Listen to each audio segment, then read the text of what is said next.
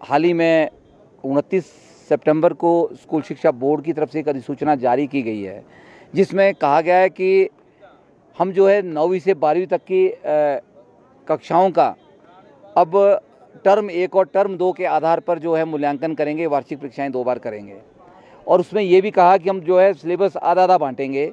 उसमें थ्योरी की बात है, चाहे आपकी प्रैक्टिकल सब्जेक्ट की बात है, लेकिन उसमें यह कहा कि हम नवंबर में पहली परीक्षा करेंगे, उसके बाद मार्च में दूसरी परीक्षा करेंगे। तो मैं ये सबसे पहले तो ये जानना चाह रहा था चेयरमैन स्कूल शिक्षा बोर्ड से कि अगर आपने टर्म सिस्टम पे जाना था तो सत्र हमारा मार्च में शुरू हो गया है, तो मार्च से लेकर 29 सितंबर तक आप क्या करते रहे? आपने उसके ऊपर कितना काम किया, कितनी एक्सरसाइज की? आपके पास बहुत बड़ी टास्क फोर्स है, आपके पास बहुत सारे शिक्षाविद है, आप खुद एक शिक्षक है, शिक्षाविद है।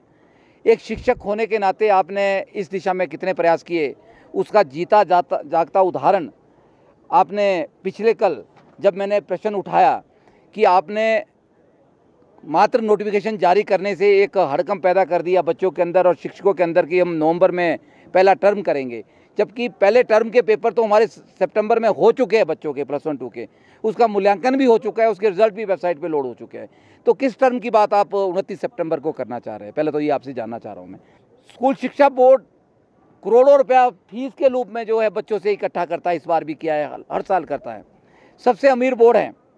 और 10 रुपये एक टाइपिंग के ऊपर, एक आपको जो सिलेबस तैयार करना है, उसको सिलेबस को बाइफिकेट करना है, मैं तो ये कहूँगा उसको करने के लिए 10 रुपये एक टाइपिंग का खर्चा होता है, एक उसके लिए 10 रुपये भी आप खर्च नहीं कर पाए।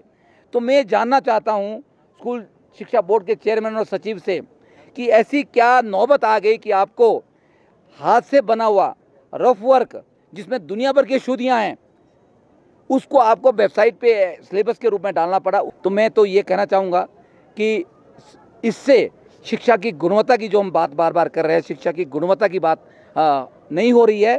शिक्षा को ख़त्म करने का एक प्रयास किया जा रहा है, बच्चों के ऊपर एक मनोवैज्ञानिक दबाव बनाने का प्रयास किया जा रहा है। बोलने को बात करते हैं कि हमने सिलेबस में कटौती की है।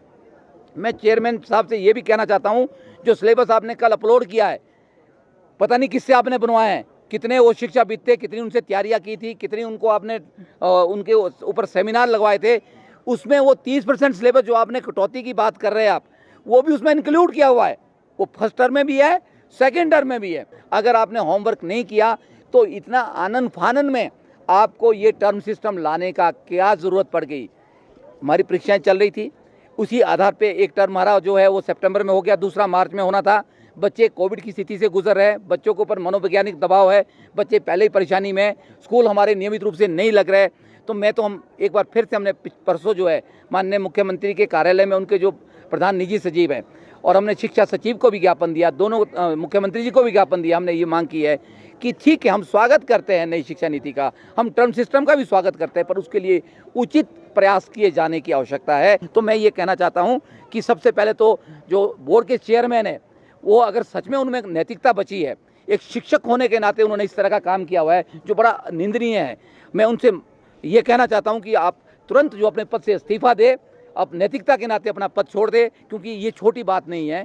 जिस तरह से आप फोर्सिबली इम्प्लीमेंट करना चाह रहे हैं चीज़ों को, ये लगातार प्रयास बोर्ड की तरफ से किया जा रहा है, नया प्रयास नहीं है। इसमें जहां बोर्ड दोषी है वहीं शिक्षा विभाग भी उतना ही दोषी है। मैं दोनों की जिम्मेवारी तय इसमें होती है। मैं एक बार फिर ये मांग हिमाचल प्रदेश के मुख्यमंत्री और शिक्षा मंत्री से करना चाहता हूं कि आप इस जो टर्म सिस्टम आपने शुरू किया है, इसको आप कृपया करके जो है अगले सत्र तक इसको रोक दे। अभी जो सिलसिला चला है उसको उसी आधार पे चलने दे, क्योंकि हमारे पास समय नहीं बच गया है। क्योंकि जो विंटर क्लोजिंग स्कूल है वहाँ तो नवंबर के बाद पढ़ाई ना के बराबर होती है, ना कोई व्यवस्था है, बर्फ़ होगी, ठंड होगी, बच्चों के लिए ना बैठने की व्यवस्था होती है, ना सेकने की व्यवस्था होती है।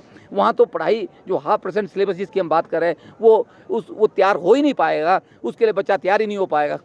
इसलिए हम इसको मांग करते हैं कि अगले सत्र से इसको लागू किया जाए, इस साल यही व्यवस्था रहने दी जाए। अन्यथा ये थोपने वाली बात अगर होगी तो मुझे लगता है कि उससे अच्छे रिजल्ट नहीं आएंगे, उससे बुरे परिणाम आएंगे। इसके लिए जो है हम सब उत्तरदायी होंगे।